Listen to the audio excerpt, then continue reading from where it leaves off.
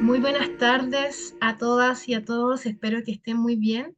Bienvenidos al seminario web Estrategia de Regulación Emocional desde la Integración Sensorial. Hoy nos acompaña Valentina Espinosa, quien es terapeuta de educación ocupacional y es magíster en neurociencia. Mi nombre es Natalie García, soy directora de LBI Capacitación y antes de comenzar con este seminario web, me gustaría presentarles un poco de quiénes somos nosotros, LBI Capacitación. Nosotros somos el área de perfeccionamiento de la Fundación de Educación Superior Chileno-Alemana, que es una fundación sin fines de lucro con más de 30 años de experiencia en la formación y perfeccionamiento docente. Atendemos distintas áreas, como por ejemplo la enseñanza y el aprendizaje. Acá tenemos cursos como metodologías activas, cursos relacionados en matemáticas, lenguaje, ciencias, evaluación educativa, que tiene que ver todo desde el inicio de una planificación, las actividades y cómo evaluar, cómo realizar el feedback. También tenemos cursos en el área de inclusión, como lo que es el trastorno del espectro autista, desregulación emocional, entre otros, habilidades socioemocionales, cómo relacionarse los colegios con las familias, la convivencia escolar, etcétera. También el liderazgo educativo desde el rol del profesor jefe, del docente, el equipo directivo. También contamos en el área de innovación educativa, como por ejemplo el uso del ChatGPT en la educación de una manera ética, de herramientas tecnológicas. También la la educación parvularia, como por ejemplo cómo realizar la transición desde la educación parvularia hacia el primero básico. Y también contamos con capacitaciones de idioma como en el lenguaje, la lengua alemana e inglés. ¿Por qué ustedes podrían elegirnos como LBI Capacitación? Como les comentaba, tenemos una calidad alemana que nos caracteriza. También tenemos una gran trayectoria de más de 30 años como fundación. Tenemos metodologías activas. Nuestros cursos no solo son una charla, sino que son bien prácticas. Tenemos que mezclar tanto lo teórico con lo práctico para poder realizar una capacitación efectiva. Personalizamos cada una de nuestras capacitaciones. Es decir, que si bien nosotros tenemos capacitaciones tipo, siempre realizamos una capacitación con el equipo de gestión, el equipo directivo para identificar las verdaderas necesidades del establecimiento y luego podemos realizar algunas entrevistas, algunas encuestas a los participantes para saber cuáles son sus verdaderos requerimientos y siempre innovamos día a día en nuestras capacitaciones. Y además contamos con el registro ATE del Mineduc. Si es que alguno de ustedes quieren realizar alguna consulta, pueden escanear directamente ese código QR que los llevará inmediatamente a nuestra página web www.lbicapacitacion.cl o también nos puede contactar a través de nuestras redes sociales con el arroba LBI Capacitación, donde nos puedes encontrar en Instagram, Facebook, LinkedIn, X y YouTube. Cualquier información, cualquier solicitud, por favor, no duden en contactarnos. Y sin mayor preámbulo, le doy la bienvenida a Valentina Espinosa, quien es terapeuta ocupacional, magíster en neurociencias y actualmente también es académica de la Universidad Católica de Maule y trabaja en un proyecto piloto sobre todo lo que es la inclusión escolar. Muy bienvenida, Valentina. Hola, buenas tardes a todos. Ya no los veo, así que como está en la pantalla, un poco contarles que, bueno, la Nati ya hizo una pequeña introducción, pero soy terapeuta ocupacional, llevo ya un tiempo trabajando. Además, soy académica de la Universidad Católica del Maule. Y al ser neurocientista, ¿cierto? Hablamos mucho y conversamos mucho desde la terapia ocupacional con la integración sensorial. Yo sé que ustedes, o en general el mundo, ha ido escuchando a poquito la integración sensorial y con ciertos diferentes diagnósticos que han ido emergiendo a través del tiempo, em, vamos, ¿cierto?, escuchando estos conceptos nuevos. Pero hay algo que es súper importante entender y es algo a lo que me gustaría que nos remontáramos todos, que es entender primero que todos necesitamos desarrollarnos, ¿cierto? En nuestra vida, en diferentes áreas y en diferentes contextos. Y desde ahí es importante entender la integración sensorial como una constante y como un proceso fluctuante además que se va a comportar, ¿verdad? O que vamos a ver ciertas reacciones o dinámicas dependiendo de los diferentes contextos, ¿ya? Yo me imagino que por ahí deben haber mamás, papás, ¿ya? Y cuando hablamos de estrategias de regulación emocional también es interesante entender que toda la línea de la crianza respetuosa, entre comillas, nos lleva a aplicar ciertas estrategias, ¿verdad? Con nuestros niños, con nuestras niñas, pero muchas veces dejamos de lado que los adultos también necesitamos estas estrategias de regulación para, ¿cierto?, contener y enfrentarnos de alguna manera a esta sobreestimulación que tenemos a nivel mundial, ya y en los contextos como más modernos, ¿ya? Entonces, hoy día vamos a revisar un poquito acerca de los fundamentos de la integración sensorial para quienes no lo conocen. Vamos a tratar de identificar ciertos señales de desregulación sensorial y acá vamos a hacer un cambio de concepto, ¿ya? Habitualmente hablamos de desregulación emocional, pero nuestras emociones no están separadas ni desligadas, ¿cierto? De lo que nuestros sentidos necesitan o del equilibrio que necesitan para poder enfrentarse a diversas situaciones. ¿Ya? Y finalmente vamos a revisar algunas estrategias prácticas de regulación sensorial. Aquí es súper importante destacar que,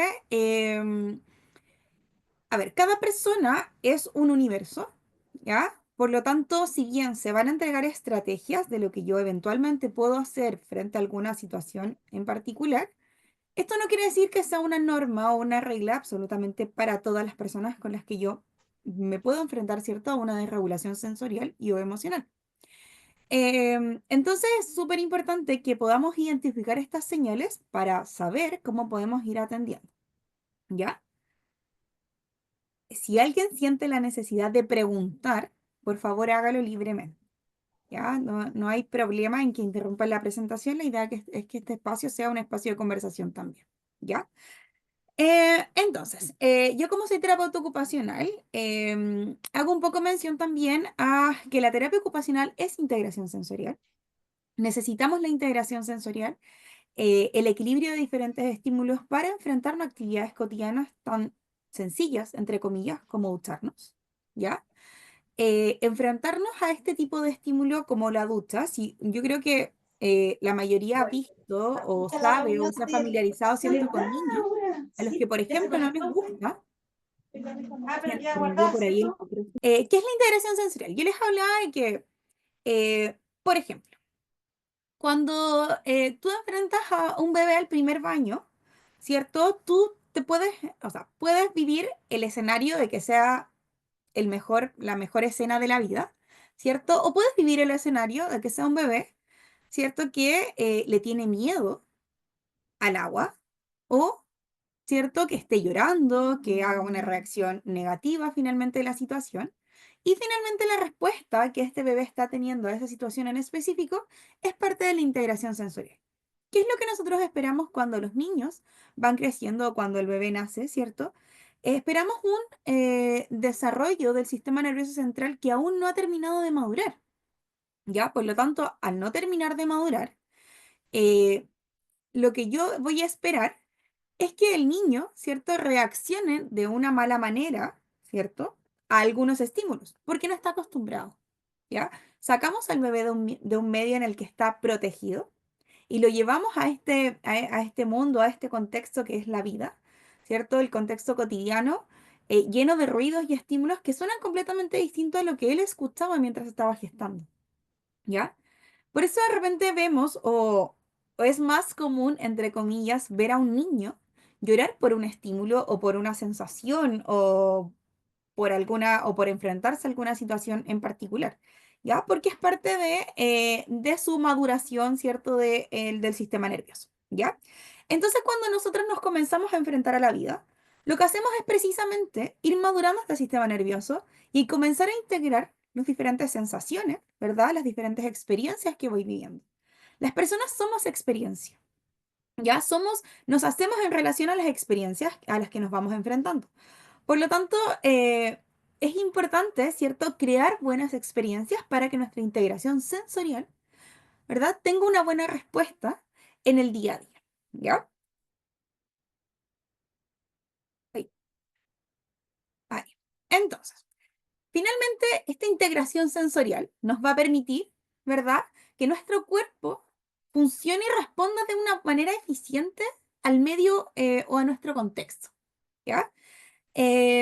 Por ejemplo, espero, ¿cierto?, que si pasa a lo mejor un vehículo fuerte al lado mío, mi primera reacción quizás sea me asusto, pero no necesariamente grito, lloro, lanzo, no sé, un objeto, etcétera. ¿Por qué? ¿Cierto? Esperamos, dentro del desarrollo típico, que nuestros sistemas estén sensorialmente integrados. Al estar sensorialmente integrados, ¿verdad? Lo que yo espero es una respuesta que sea de alguna manera adecuada al entorno. Yo escribí acá, pero puede ser algo que sea adaptativa. ¿Ya? Nosotros le llamamos desde la terapia ocupacional respuestas adaptativas. ¿Sí? Y estas respuestas adaptativas se dan precisamente a medida que nuestro cerebro comienza a organizarse, pero esa organización necesita una cantidad de estímulos necesarios para enfrentarnos a diferentes situaciones de la vida. En las fotos ustedes ven a Jean Eyre, una terapeuta ocupacional estadounidense que en los años 70 acuña cierto este concepto de integración sensorial. Y Ginex lo que nos dice o nos invita, ¿cierto?, es a comenzar a comprender nuestro entorno como diferentes información que va a ser finalmente un proceso terapéutico, ¿ya? Y es algo en lo que la terapia ocupacional se enfoca mucho, que es trabajar, ¿verdad?, en contextos que son cotidianos, con actividades de la vida diaria, ¿verdad? Como comer, vestirse, bañarse, lavarse los dientes, que termina siendo un desafío cuando nuestros sistemas sensoriales no están en equilibrio o no procesan la información de la manera en la que esperamos. ¿Qué vamos a ver, cierto, en esta integración sensorial? Ahí hay una foto bien representativa, cierto, que es el cerebro, cómo se va a comportar o cómo va a integrar la información que viene de diferentes partes de nuestro cuerpo, ¿ya? Em, Tenemos que pensar que, por ejemplo, la cantidad de sabores que nosotros incorporamos a lo largo de nuestra vida es determinante, ¿verdad?, para las emociones que yo voy a tener. Entonces, aquí viene el concepto de, o la unión que hay entre la integración sensorial y las emociones, ¿ya? No están desligadas, ¿sí? Una buena emoción o una buena integración sensorial me va a llevar a una buena respuesta emocional, ¿ya? De lo contrario, lo que yo voy a sentir o el proceso que yo voy a vivir, si es que no está bien o no está en equilibrio la integración sensorial con la emoción, ¿verdad? Es esperar una desregulación, ¿ya? Por eso les hablaba delante de que nosotros desde la terapia ocupacional hablamos mucho de la desregulación sensorial. Sin embargo, pudiésemos entenderlo también como una desregulación emocional y no estaríamos hablando de circuitos o de conexiones que son distintos, ¿ya?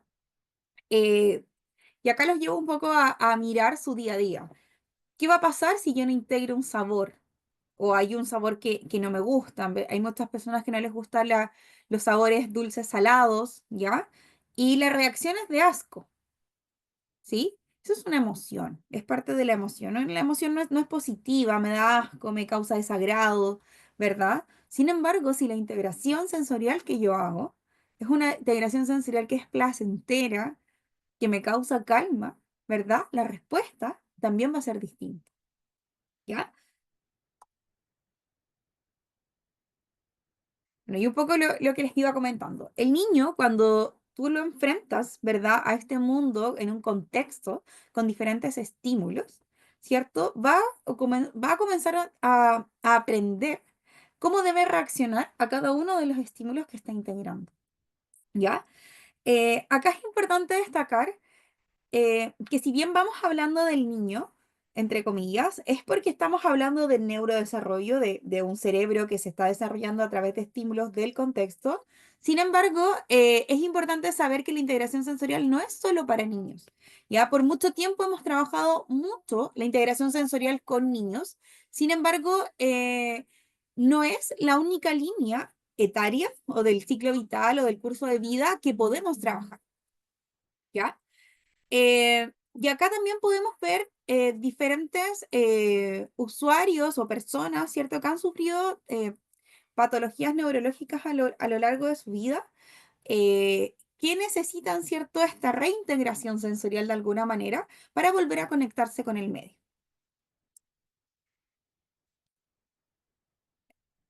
Ya. Esto es súper importante porque una vez que nosotros entendemos cómo es la respuesta sensorial típica, vamos a entender por qué una respuesta o una desregulación, ¿verdad?, puede ser tan grande como yo la puedo imaginar. ¿A qué me refiero con esto? Yo creo que muchos nos hemos visto en la situación de ¿por qué reacciona esa persona así? ¿Por qué está tan molesta? ¿Por qué em, de repente pensamos que la gente sobrereacciona a ciertos estímulos? Y la verdad es que no es una sobrereacción. Lo que para mí es un estímulo placentero, puede que para otros sea un estímulo desagradable, ¿ya? Y ese estímulo desagradable, ¿verdad? Me va a llevar a sentir o a reaccionar quizás de una manera no esperada, ¿ya? Y eso es lo que nosotros llamamos una respuesta sensorial atípica, que en teoría no es que no sea típica, ¿ya? Sino que no es adecuada al contexto. ¿A qué voy con esto? Si a mí me molesta la etiqueta de una ropa, es muy probable que yo busque una solución, ¿verdad? A lo mejor cortar la etiqueta, cambiarme la prenda que tengo, pero existen personas que más allá de buscar una solución, ¿verdad? Se desregulan emocionalmente a raíz de esta respuesta sensorial atípica, ¿verdad? Y lo que pueden hacer es, por ejemplo, llorar en exceso, ¿ya? Gritar, patalear, entre comillas, como lo llaman de repente algunas personas, enojarse, gritar, ¿cierto? Pegarle a alguien debido a esta respuesta sensorial. Tengo una pregunta. Cuenta. Cuando hablamos de este estímulo sensorial, ¿ese estímulo puede ser una emoción, por ejemplo? ¿Podemos entender esa como emocionalidad como igual un estímulo sensorial? Sí, de hecho, pero tiene que ver con la respuesta precisamente a esta desregulación emocional. Mira, justo tú me hiciste esta pregunta y ahora viene esta casita, ¿ya? En esta casita, lo que yo tengo aquí es que absolutamente todos, ¿verdad? Mis sentidos van a tributar a que, o me van a llevar de manera más coloquial, a que mi respuesta sea adecuada, entre comillas, ¿ya? Y por eso la integración sensorial no es diferente a la emoción que quizás ese niño va a sentir frente a una dinámica en específico. Tú acabas de dar un ejemplo súper concreto, ¿ya? Que es la dispraxia, ¿ya? Que son estas alteraciones, ¿verdad? Motrices, que no siempre nosotros nos vamos a la motricidad gruesa. Hablamos de una alteración motriz o de alguna dispraxia cuando hablamos de el niño no puede correr o el niño no puede a lo mejor escalar. eh, y ojo acá, cuando nosotros miramos el cerebro, la parte de representación del cerebro más grande son las manos, ¿ya? Las manos y los pies son nuestra vía de ingreso de información sensorial y es lo que nos permite una adecuada integración sensorial. Entonces no es extraño que cuando yo tengo alguna alteración en la motricidad fina, yo además tenga alguna alteración en la integración sensorial y eso me lleve a una desregulación emocional. Porque lo que yo estoy diciendo es que esta base, ya que yo estoy mostrando acá, por eso lo planteo como una casita. Cuando tú construyes una casa, en este caso cuando tú hablas del desarrollo de un niño, tú necesitas un cimiento, ¿verdad? Una base, un piso, ¿sí? En este piso yo tengo todos los sentidos. Si absolutamente todos estos sentidos no se integran de manera adecuada en su debido momento, ¿cierto? Lo que va a pasar posterior es que yo voy a presentar algunas alteraciones que son específicas, ¿cierto? Para llevarme finalmente, por ejemplo, en este caso, a un adecuado comportamiento. ¿Sí? ¿Respondo en algo tu pregunta? Sí, no, me queda ¿Sí? súper claro. Sí, Ya, gracias. súper. Valentina, Entonces, bueno, en el chat hay otra pregunta de Judith. ¿Cuál es la diferencia que harías entre desregulación y pataleta? ya. Mira, yo tengo una visión, me voy a hacer cargo de lo que voy a decir, ¿ya? Eh, para mí no hay una diferencia, ¿ya? Las pataletas, entre comillas, son una desregulación, ¿sí? Es la no capacidad que yo tengo para adecuarme a la respuesta, ¿verdad? Cuando yo le digo a un niño, no puedes comer eso, por ejemplo, y el niño grita, patalea, él te está diciendo a ti, persona adulta, no sé cómo expresar o cómo decirte que no me siento bien con la respuesta que tú me das. Y la forma que yo encuentro es gritando, pataleando, ¿cierto?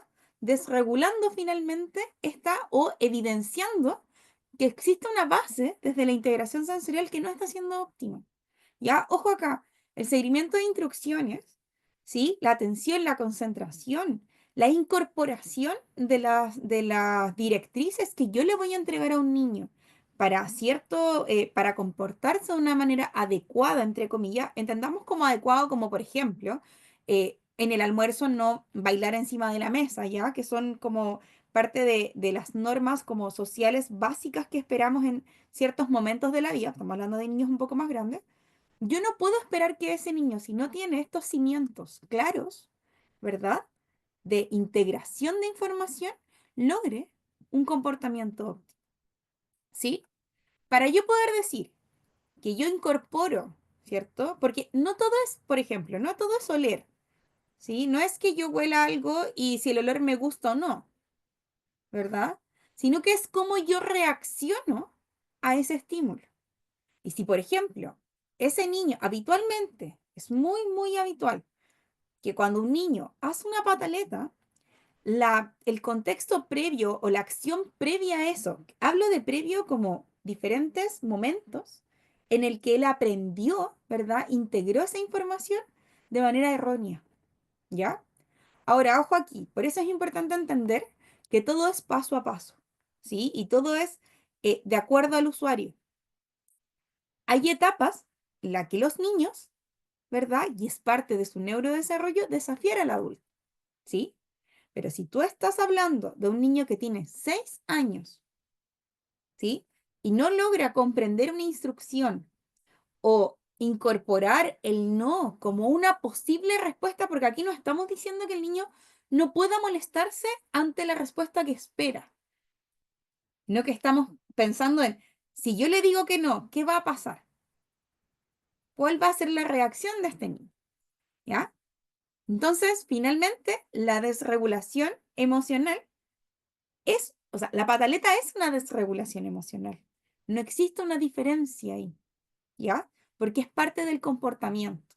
Ahí lo que hay que revisar es en qué momento o qué gatilla esta desregulación. Por ejemplo, eh, muchos niños tenemos que pensar que estamos en un contexto sobreestimulado. ¿Ya? Todos, desde niños, adultos, todos.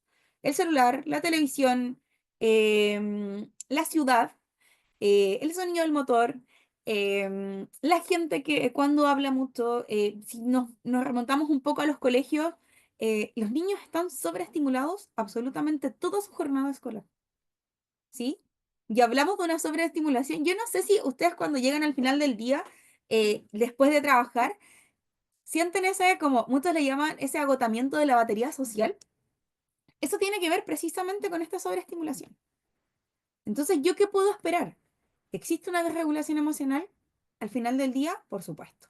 ¿Por qué? Porque está dado por la sobreestimulación.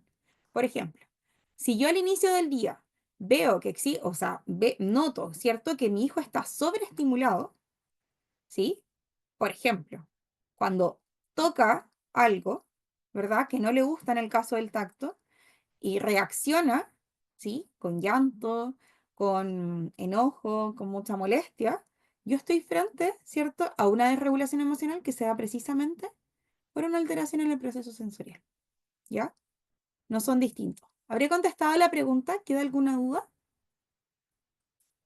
La verdad que sí, me contestaste la pregunta bastante bien, porque justamente estamos viendo en nuestro contexto escolar niños de prebásica de 5, 6, 7, incluso 8 años de la pandemia que no logran aceptar las, no logran aceptar bien las directrices de los adultos. ¿Sí? No logran procesar bien el no, por ejemplo, no sé, tenemos que entrar a la sala, se acabó la hora del recreo y se sobrepasan. Y pues es lo que mencionas, porque uno nota que vienen sobreestimulados ya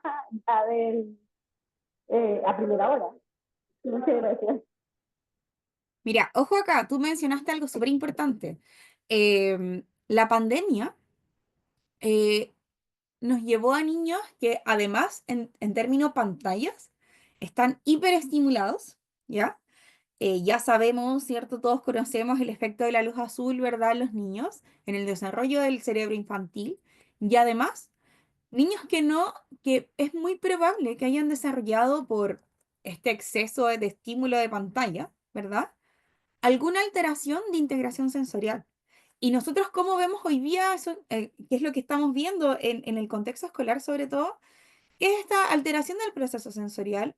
Niños que presentan, o sea, cuando nosotros decimos hay un sobrediagnóstico de trastorno de déficit atencional, no, la verdad es que no hay un sobrediagnóstico. La verdad es que pasan varias cosas. Hoy día manejamos, ¿cierto?, la información necesaria para hablar de que existen más niños con un trastorno de déficit atencional y además, ojo, cuando yo espero que se genere un proceso de atención, ¿verdad? Yo me debo asegurar que esta base de la casita esté bien hecha, ¿sí? Tenga buenos pilares, para que al momento de yo pedir cierta información o yo esperar cierto aprendizaje, entonces yo voy a, de alguna manera, exigir al niño, ¿verdad? Porque yo considero que este cimiento está en óptimas condiciones. Hoy día, ¿qué es lo que nos pasa? Tenemos muchos chicos, ¿cierto?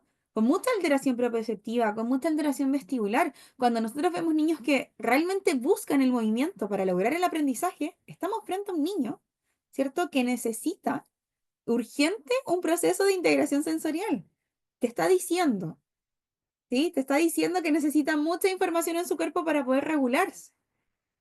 ¿Y qué pasa? Necesitamos, ¿verdad?, que nos diagnostiquen para poder entrar a hacer ajustes, ¿verdad?, razonables, para poder hacer adecuaciones curriculares, ¿cierto? Pero no estamos lejos de la realidad o de lo que el desafío que nos deja la pandemia, ¿ya?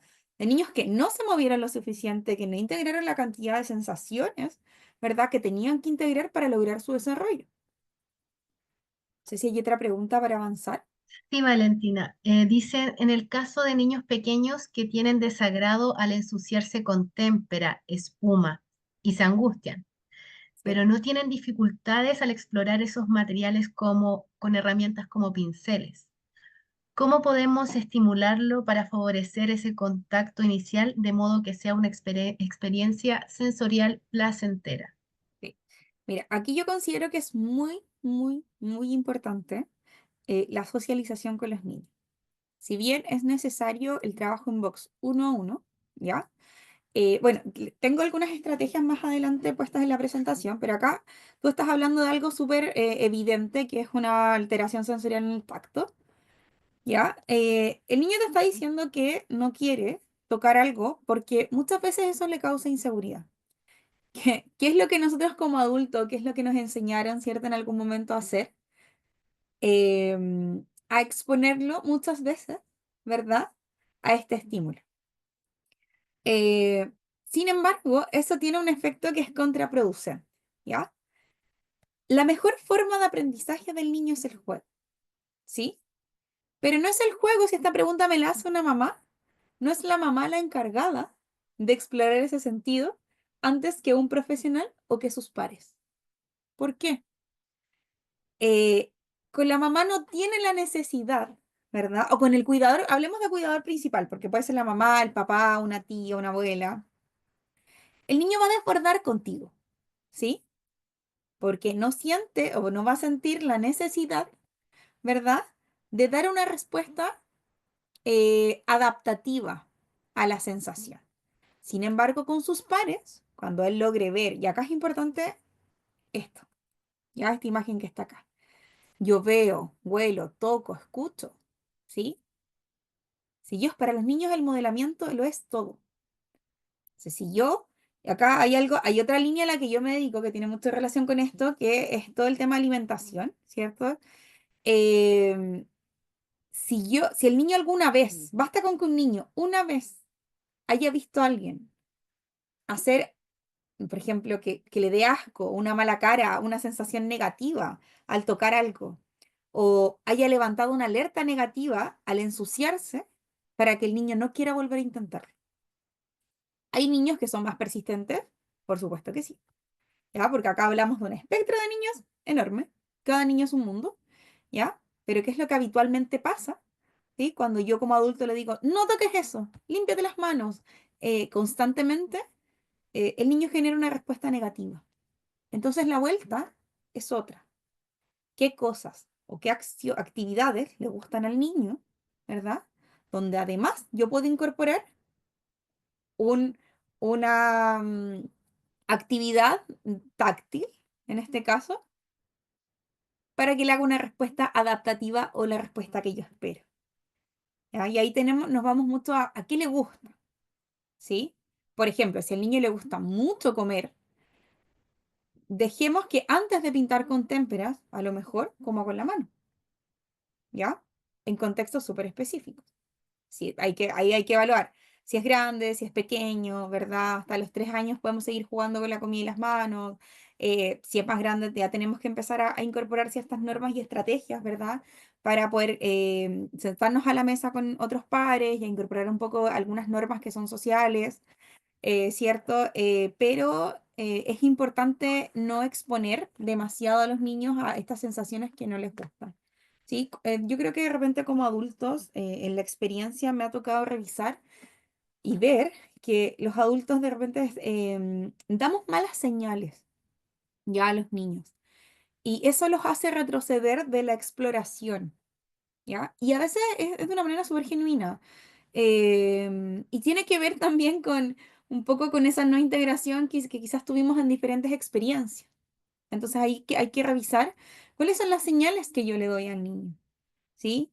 Lo dejo explorar tranquilo, porque acá hay que tener ojo con algo.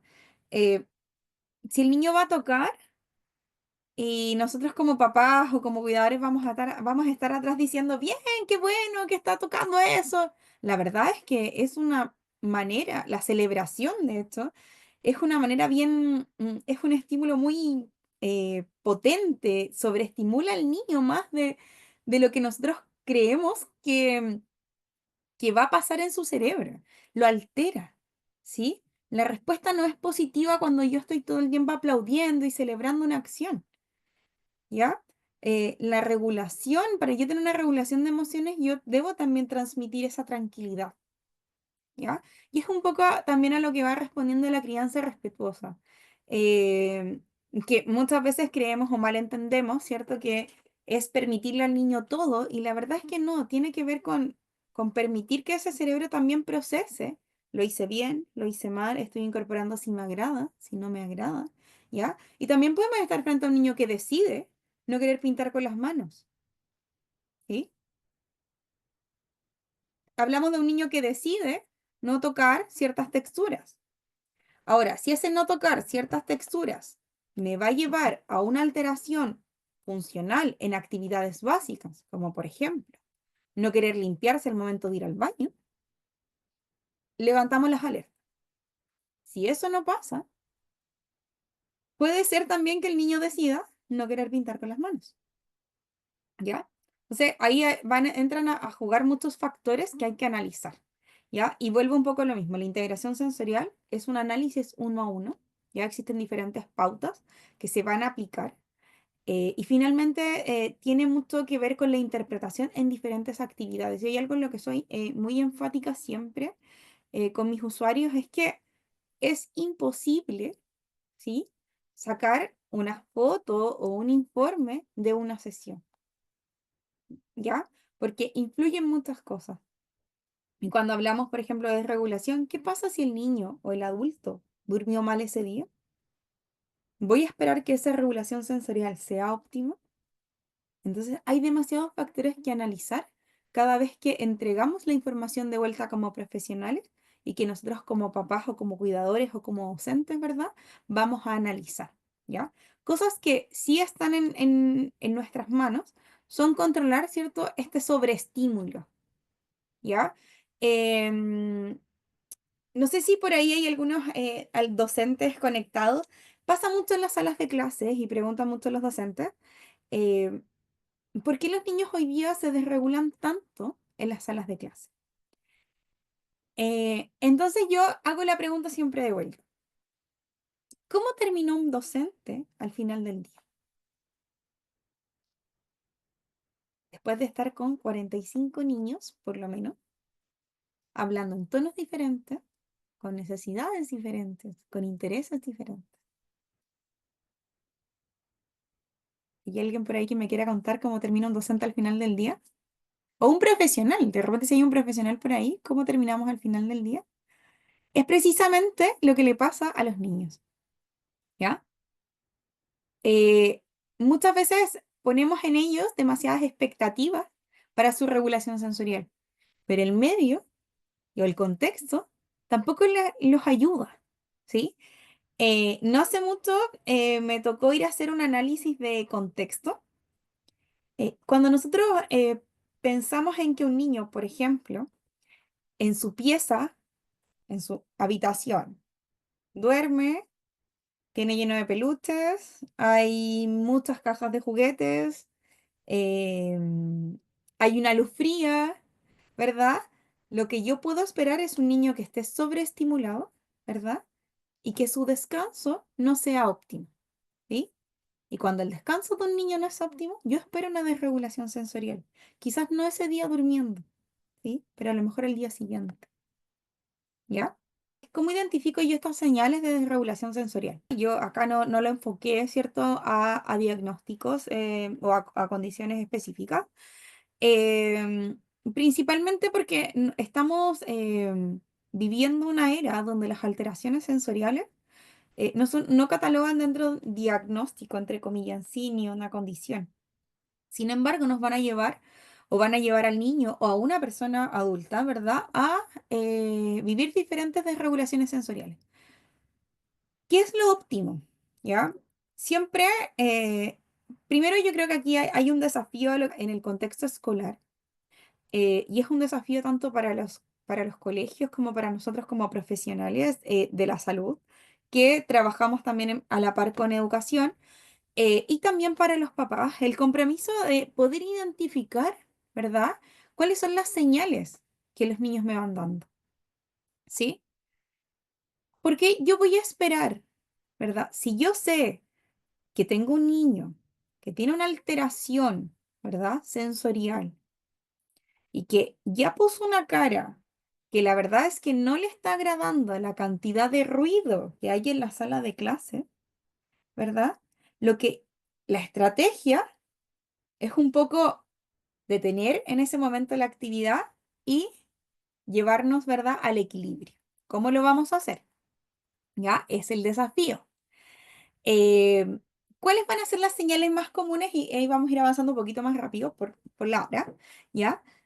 Si yo estoy frente a un niño que es hiposensible, le llamamos dentro de la integración sensorial, yo voy a descubrir un niño que busca constantemente tocar, ¿verdad? Presionar, apretar, ¿verdad? Porque lo vamos a imaginar así. Al ser hiposensible, necesita un estímulo mucho más fuerte para poder sentir. Al contrario de la hipersensibilidad, que es un niño que solo al roce, que es superficial, va a ser reactivo a la situación. ¿Cómo lo podemos llevar al contexto? Existen niños o adultos, ¿verdad? Que tú puedes pasar por al lado de esa persona, rozar de manera muy sutil, ¿cierto? Su brazo, y la persona te empuja de verdad. Y con los niños pasa lo mismo. Y tú no entiendes por qué, ¿cierto? Se desata de alguna manera un conflicto entre el grupo que finalmente tiene que ver con esto. Nadie alertó, ¿verdad? Muchas veces los papás también omiten información precisamente para que el contexto, los diferentes contextos, logren incorporar a este usuario, ¿verdad? Sin embargo, eso lo único que permite es que no podamos identificar las señales de desregulación. Entonces, el trabajo es a poder identificar estas señales, a atender, ¿verdad?, la necesidad de nuestros niños o de las personas con las que trabajamos, em, para poder precisamente generar esta respuesta que es adaptativa o que es esperada para que la persona sea funcional. Nosotros esperamos que las personas vivan con una buena calidad de vida en general. Si nosotros esperamos que un niño avance a ser un adulto funcional, necesitamos en este momento hacer un buen piso en esta casa. Y si no lo hacemos, nos vamos a encontrar con etapas difíciles, ¿verdad? Con niños que a lo mejor tienen muy baja tolerancia a la frustración, con mucha ansiedad, con mucho estrés, ¿sí? Muchas veces el problema no es relacionarse con un otro, ¿ya? Muchas veces el problema es cómo es la relación. Porque si el otro está acostumbrado a que mi relación o a que mi conversación con un otro sea tocándolo y la otra persona es hipersensible, o sea, claramente esa comunicación no se va a dar nunca, ¿sí? Pero eso es algo que hay que ir manejando. ¿Cuál es otra señal muy común de desregulación? Cuando yo tengo cerebros, ¿verdad? O sea, yo hablo de cerebros, pero es una persona con un cerebro, ¿verdad? Que está demasiado estimulado. Yo me voy a enfrentar a una persona que está en una fatiga constante, ¿sí? Entonces, yo no puedo pretender que el rendimiento o la atención de instrucción de una persona en la que su cerebro se hiperestimula y se desregula constantemente, ¿verdad? Vaya a rendir 45 minutos de una clase, de una actividad, de un trabajo, de lo que sea, ¿sí? Porque recordemos que el cerebro es un músculo. Si yo siento fatiga, o sea, la fatiga va a ser generalizada, ¿ya? Y una persona con una fatiga extrema o con una fatiga crónica, claramente se va a desregular. O sea, nadie que esté fatigado, ¿verdad? Va a responder de buena manera a una actividad, a una acción, etc. Yo me fui desordenando un poquito en la presentación para ir avanzando, ¿ya? Y hablamos un poco de las causas posibles de una desregulación, ¿sí? Factores genéticos, ¿sí? Como alguna alteración de neurodesarrollo, ¿verdad? Y ahí encasillamos, ¿cierto? El trastorno de déficit atencional, la hiperactividad, las dispraxias, alguna otra condición médica. em, Ojo acá, hay datos que son súper importantes dentro de los factores genéticos. Los niños o las niñas o los bebés que nacen con alergias alimentarias, ¿verdad? O con esta alteración o con este rechazo o intolerancia a la proteína de la leche de vaca, lo que hacen es hacer un intestino, es crecer con un intestino que es permeable a muchos tóxicos, ¿verdad? Un intestino estresado es un cerebro estresado, ¿ya? Y un cerebro estresado es un cerebro desregulado. Así de, no sé si es tan sencillo, pero ese es el hilo conductor finalmente, ¿ya? Bueno, aquí hablando un poco de las causas. Y yo tengo una pregunta para ustedes. ¿Qué creen ustedes o cómo podemos crear un entorno sensorial seguro? Entonces, yo les voy a pedir que ustedes ingresen a Menti, que es la página que les voy a dejar aquí. A ver, a ver. O que escaneen el código QR si están en el computador. Y según lo que hemos ido conversando, me cuenten cómo creen ustedes que podían crear, ¿cierto? Un entorno sensorial seguro. Pensemos en niños y adultos, ¿ya? ¿Nata? ¿Natalie? ¿Estás por ahí? Sí, Ya, voy a estoy dejar acá en el tratando de chat. escribir en el Eso chat sí. el tema de Menti. Y ahí el link. para el que link. puedan entrar a la página, el código, ay, voy a volverme a salir, perdón, Sí, y el código que está acá. eso quería escribir. Según lo que hemos ido conversando, ¿qué creen ustedes que es un entorno sensorial seguro? Mientras tanto, mientras se van uniendo el Menti, a lo mejor podemos ir respondiendo algunas de las preguntas que Vamos. iban apareciendo en el chat. Em, ¿Cómo se puede abordar la integración sensorial cuando de base un sentido ya está fuera de lo típico? Fabiola lo pregunta ya que ella trabaja con personas sordas. Ah, ok, ya. Mira, en el caso de las personas sordas pasa algo que es muy interesante, ¿ya? Y que a lo mejor pudiese ser otro tema, es un tema muy profundo, pero yo lo voy a responder así súper por encima. Cuando tú em, no escuchas, ¿verdad? Te estás limitando, ¿cierto? En un sentido. Lo que vas a hacer es potenciar otro. ¿Qué necesita muchas veces la persona sorda? Mirar, tocar, moverse. O sea, imaginen ustedes taparse los oídos, querer saltar, porque de alguna manera el estímulo del entorno me va a entregar seguridad, ¿ya? Cuando ese estímulo no está, yo no sé si lo estoy haciendo bien, mal, si es riesgoso o si no lo es, ¿ya? Entonces, ¿qué es lo que podemos esperar de un niño sordo que necesite moverse en exceso? Ese sentido necesita, de alguna manera, regularse, necesita un equilibrio, ¿ya? Por lo tanto, a un niño que es sordo no le voy a pedir, ¿cierto?, la misma regulación en movimiento que a un niño que no lo es. Estamos hablando de un niño que no lo es dentro de condiciones de neurodesarrollo típicas o esperadas, ¿ya? A mí no me gusta hablar de normalidad, pero dentro de lo esperado, de lo que nosotros queremos como lograr en un cerebro típico, ¿ya? Pero ahí es importante, por ejemplo, entender que el niño sordo va a querer moverse mucho más. Por lo tanto, su acción o su actividad debe ser con más movimiento que el de los otros niños, ¿ya? Y ahí también, bueno, vuelve un desafío, porque si tengo 40 niños en una sala de clase, pero además tengo un chico sordo, necesito adecuar y ajustar en relación a ese niño que tiene un sentido menos, ¿ya?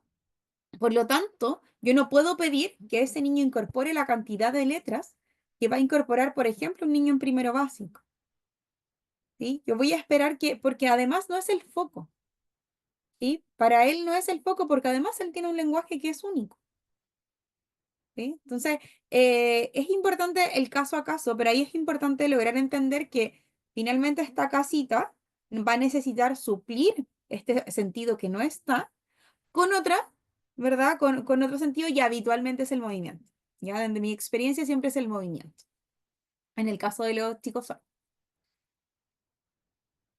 A lo mejor mientras podrías proyectar el código QR mientras respondemos la otra pregunta.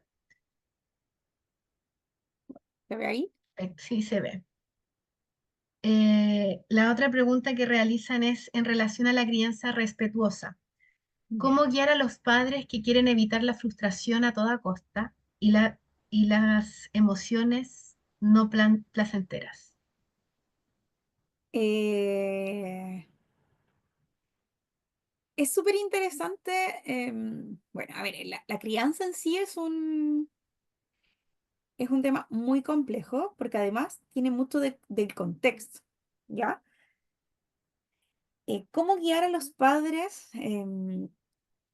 Bueno, el enfrentar a un niño, ¿verdad? A una negativa es un trabajo literal de hormiguita, digo yo, ¿sí? Yo no voy a esperar que en un mes un niño logre comprender un no o elegir, por ejemplo, que es algo que a los 2 años ya deben hacer, obviamente atingente a su edad, cosas sencillas, pero para que ese niño logre esa regulación, yo debo trabajar todos los días un momento en cosas que sean sencillas, ¿sí? Si, si yo veo que el niño desregula fácilmente ante la negativa o ante la respuesta finalmente que él espera, no puedo seguir sometiéndolo al mismo estrés, que no significa darle en el gusto, sino que intentar no llegar hasta ese punto. Por ejemplo, si yo sé que el niño no logra autorregular Por ejemplo, el comer dulces, yo no le puedo pasar una bolsa de dulces para que el niño se controle, ¿sí? No es una pega que le pertenece al niño. Que ese descontrol o esa manera o esa acción al desregularse con esa cantidad de dulces viene desde otro momento en el que el niño no podía gestionar o no decidía cosas chiquititas, como este vaso azul o este vaso rosado, este tenedor o cuchara, ¿ya? Se confunde mucho la crianza respetuosa con responder a todo sí, ¿ya? Y no es eso, es lo acompaño, le explico. Pero para eso tiene que haber un adulto que esté disponible también emocionalmente, porque tú vas a contener a otro ser para que tenga una respuesta sensorial óptima y no llegue a a la desregulación. Pero para eso tú tienes que estar disponible para entender que cuando tú le des esa negativa o esa no respuesta que el niño espera, ¿verdad? Se va a desregular. Pero como tú lo contengas, va a ser que la próxima vez el niño responda de una manera distinta. ¿Sí? No sé si respondo a la pregunta. Y Valentina, y a lo mejor la persona que preguntó para ver si le quedó claro. Mientras tanto, también hay otra pregunta que dice, ¿qué estrategias hay para manejar a una persona ansiosa y con bajísima tolerancia a la frustración, donde no corresponde con su edad cronológica? Mm. Em, los trastornos ansiosos, más que como un diagnóstico, hoy día estamos frente a una sociedad ansiosa, ¿ya? Pero finalmente lo que funciona mucho, mucho dentro de las estrategias, que de hecho lo tengo un poquito más adelante, yo no sé si ya habrán contestado, para no adelantarme con la presentación, es anticipar y estructurar. ¿Ya? Ahí lo vamos a revisar un poquito más adelante, cómo vamos estructurando y qué estrategia podemos utilizar. Pero sí, cuando estás frente a un niño ansioso, a una persona ansiosa en general, es importante tener esta planificación del día, de la semana, intentar que todo lo que sea flexibilidad en una persona ansiosa, no lo voy a mostrar de un momento a otro. ¿Sí? Yo no voy a esperar que esa persona sea flexible a la rutina de un día para otro. Es un trabajo en el que voy incorporando de a poco. Un día un poquito, un minuto más de tolerancia, otro día un minuto y medio, al otro día dos y así progresivamente, ¿ya? Y para eso, vuelvo a lo mismo, tenemos que estar muy disponibles emocionalmente para que esta persona logre, ¿cierto? Este minuto de frustración sin llegar al estrés de ese cerebro, porque si ese cerebro se estresa, se va a desregular. ¿Ya? Entonces es un control ahí bien particular el que hay que hacer. Entonces, dice características de un entorno sensorial seguro, teniendo varias experiencias de integrar varios sentidos. Juegos sensoriales, música de relajación, ¿ok?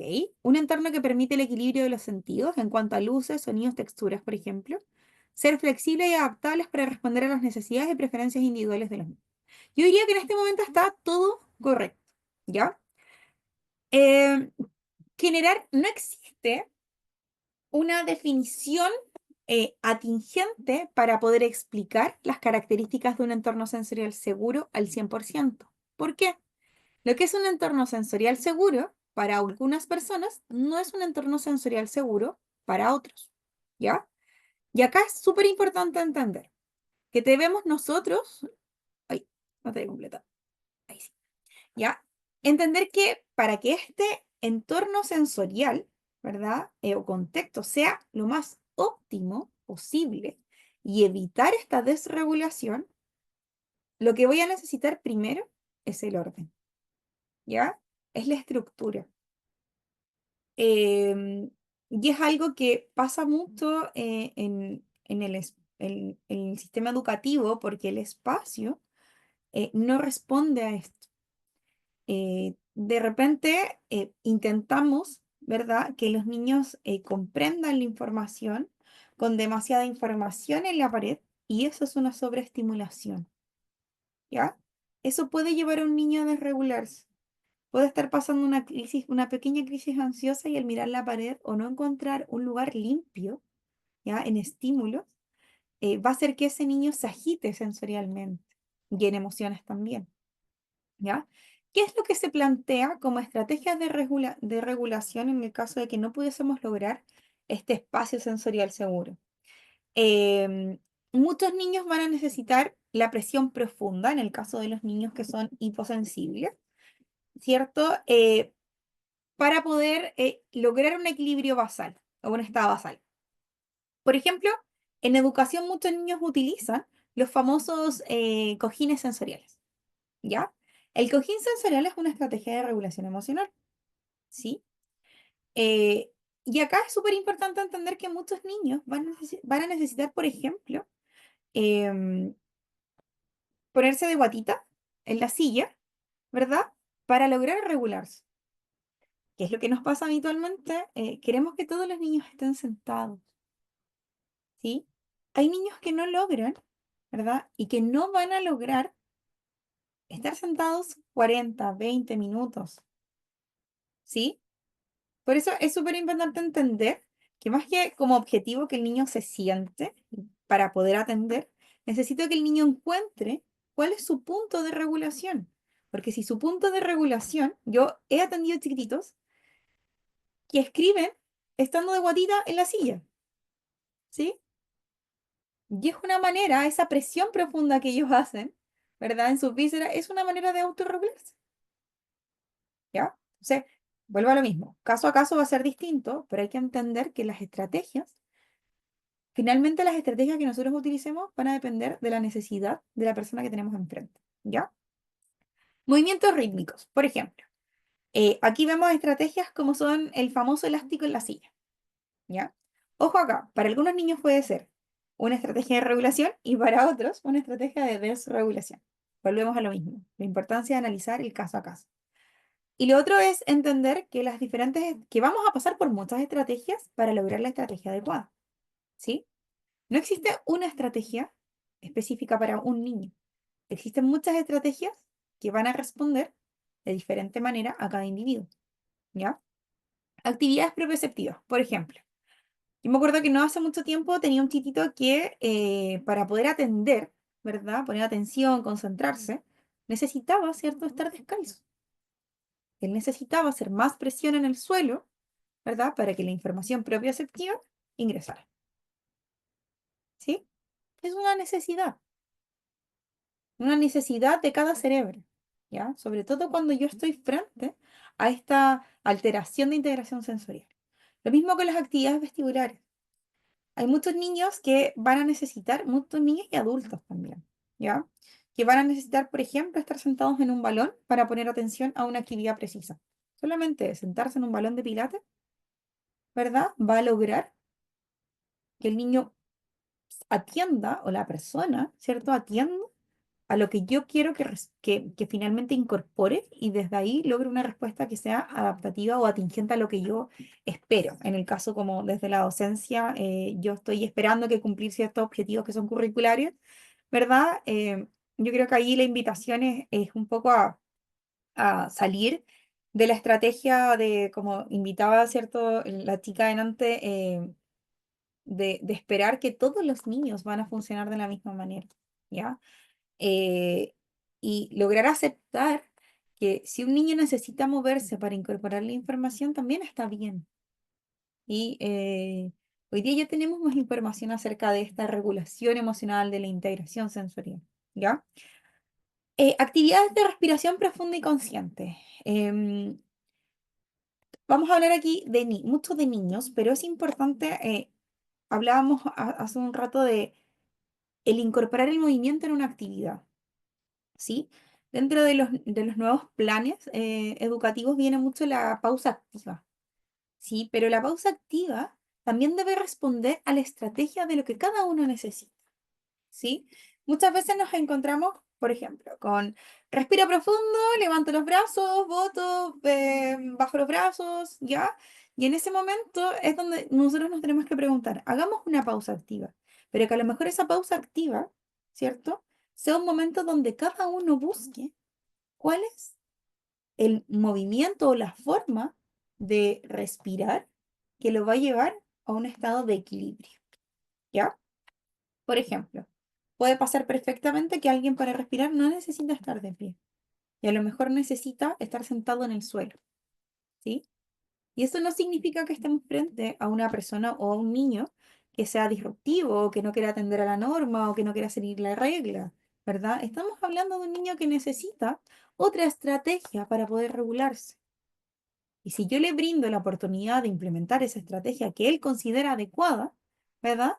El niño va a atender o va a responder como yo espero, normalmente cuando estoy en el caso de una clase, ¿ya? Otra estrategia que es muy clara, ¿cierto? Que es la organización, ¿verdad? El cerebro del niño, esto es muy comprobado científicamente, necesita para lograr un buen desarrollo y una buena integración sensorial, ¿cierto? Organizar y tener rutinas, ¿sí? Si el niño no tiene rutinas, yo espero que ese cerebro esté desorganizado, ¿sí?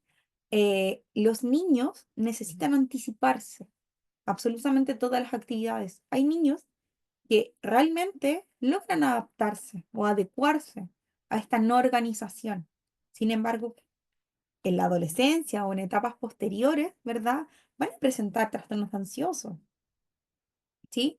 Porque reprimen esa regulación emocional, no pueden sacar, la organización les facilita la vida, ¿ya? Lo mismo los espacios organizados. Y acá tengo algunas imágenes y les pregunto a ustedes, ¿qué siento yo cuando veo este espacio versus cuando yo veo ese espacio? ¿Sí? Entonces, a veces menos es más. Y si nosotros avanzamos un poco en las estrategias, yo, por ejemplo, donde hago clases, yo siempre le digo a mis estudiantes que a mí no me gustan los lugares que tienen mucha decoración, ¿sí? Porque pierdo el foco, el estímulo no lo puedo concentrar en un lugar. Y yo necesito, el cerebro tiene muchos estímulos o mucha información ya para que yo además le entregue mucha más información desde un en medio externo para que me dé una buena respuesta. ¿Sí? No sé si logramos comprender, y es un poco lo que nos pasa cuando estamos en la casa también. Si yo quiero que el niño no se sobreestimule, no puedo prender la radio, la tele, y además que existan 5, 6, 7 adultos hablando al mismo tiempo, ¿ya? Es un cerebro que va de alguna manera a colapsar, ¿ya? Y colapsa de la misma forma en la que vemos esta imagen. ¿Sí? Se descontrola un poco esta organización y vemos un niño que se puede molestar. De repente, muchas veces uno se encuentra con niños y dice, pero si estaba tan bien, ¿por qué ahora se enojó? Bueno, puede haber pasado.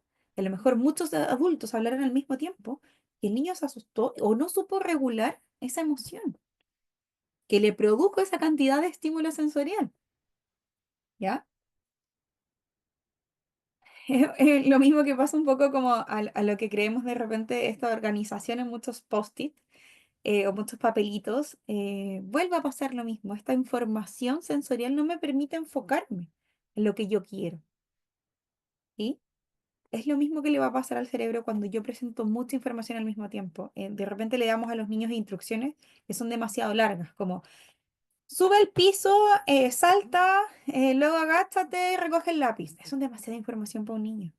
Demasiada. El cerebro no alcanzó a procesar la primera y la velocidad de procesamiento de un niño siempre es menor que la de un adulto, porque está recién armando cimientos y porque además el niño se mueve a través del juego. O sea, si yo no estoy presentando mi actividad o mi estrategia en torno al juego, yo espero que sea un niño que no atienda la instrucción que yo estoy dando. Y eso es un niño mal, con un buen desarrollo, ¿ya? Eso. Versus lo que nos puede producir, ¿verdad? Un aula o un espacio que no esté lleno de estímulos, ¿sí? Que no tenga mucha información, ¿ya?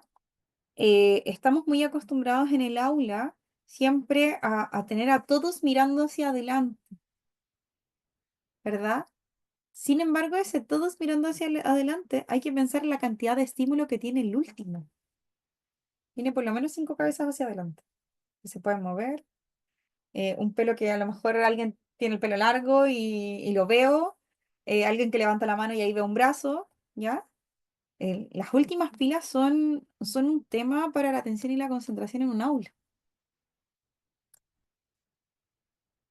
Bueno, versus un aula, ¿verdad? Que desorganizada, sin un estímulo claro, ¿verdad? Los colores son muy importantes a la hora de lograr la concentración y no solamente en los niños, también en nuestras casas, ¿ya? De repente la misma habitación de los niños o de nosotros mismos tiene demasiadas cosas, demasiados colores y eso es un sobreestímulo. Bueno, y finalmente los sobreestímulos nos van a llevar a una desregulación, ¿verdad? Y una mala respuesta o una respuesta que no es adecuada o no es adaptativa a los diferentes contextos. Eso. Ya, espero que haya servido. No sé si hay por ahí más preguntas, que hayamos aclarado algunas dudas. Muchas gracias, Vale. Uno como profesional de la educación, como familiar que puede tener niños cerca, como que le hace mucho sentido todas tus palabras, las intervenciones también que realizaron los participantes a medida que tú ibas conversando también son bastante interesantes. Muchos tips que entregaste, así que muchas gracias por toda tu colaboración. No sé si alguien más tiene alguna duda, alguna consulta. Ya todas las fuimos contestando un poco en estos tiempos que estaban para poder hacerlo. Ahí hay buenos comentarios, que muchas gracias por tus excelentes pautas. Comentarte que aquí en las participantes hay profesionales de la educación de Chile y también de Argentina, por lo que se pudieron presentar. Bien. Hay personas del área salud también, eh, hay de todas partes, así que muchas, muchas gracias a todos y a todas por esta presentación. Más que nada, comentarles, chicos, a todos los participantes que si ustedes necesitan, ya sea en un establecimiento, alguna capacitación con respecto a la integración sensorial, no duden en contactarnos. Ahí si ustedes escanean el código QR, pueden ir directamente a nuestra página web donde tienen el contacto directo por WhatsApp y además con el arroba LBI Capacitación pueden encontrarnos en nuestras redes sociales. Yo sé que muchos de ustedes nos siguen en Instagram, en X, en Facebook, LinkedIn y también en YouTube. Va a estar esta presentación en nuestras redes sociales, así que los invito a todos ustedes a poder ser parte y volver a repetirlo si es que así ustedes lo estiman conveniente. Y bueno, no sé por qué se ve así doble en este momento. No importa, ya es tarde Son ya. cosas que pasan de la virtualidad. Comentarles también que Valentina realiza el curso de integración sensorial. Si ustedes escanean el código QR, van directamente al curso. Así que cualquier duda, cualquier consulta que ustedes tengan, me la pueden realizar directamente ahí. Con mucho gusto yo se los puedo atender. Si usted es un apoderado, ¿no? Se encuentra en la situación de la vereda del frente, como le decimos, quiere que su colegio también pueda ser capacitado, puede hacerlo, puede contactarnos para poder hacer una relación muy bien entre el colegio y la familia. Con Valentina y con todos nuestros relatores, creemos que es sumamente importante llegar en la colaboración no solamente a un establecimiento, equipo directivo ni docente, sino que también es muy interesante trabajar con la familia estos temas. Es algo de colaboración. Así que les quiero dar a todos, a todas, muchas gracias. Ahí Valentina compartió Gracias. su red social Sí, yo compartí mi red social también para que se para que conecten. nos sigan. Muy bien. Ahí también están dando algunos sus contactos, así que con gusto vamos a estar comunicándonos. Síganos en las redes, casi todos los meses estamos tratando de tener seminarios web en distintas temáticas. Inclusión es muy importante en este tiempo, lo mismo que inteligencia artificial, evaluación, así que síganos y se van a enterar de todas las cosas ya para lo que queda del año o el año 2025. No sé si alguien más quiere realizar alguna consulta, alguna pregunta La o algo así. evaluación, falta la evaluación. Ah, muchas gracias. Ahí Marius va a dejar el link de la evaluación para este seminario web. Así que para nosotros es muy importante de que ustedes evalúen esta instancia para seguir implementando estas estrategias y poder hacer algún aporte, aunque sea en un corto tiempo, pero significativo. Su opinión nos va a ayudar a poder seguir creciendo y poder generar estas instancias. Así que Muchas les gracias por la agradezco. invitación. Siempre atenta a responder como dudas y idealmente que puedan socializarlo porque yo sé que es un tema que hay que abordar y que puede llegar a más personas. Cuídense mucho. Chao, chao. Muchas gracias a todos, que estén muy bien. Muchas gracias, Valentina, por tu tiempo. Cuídense mucho. Muchas gracias.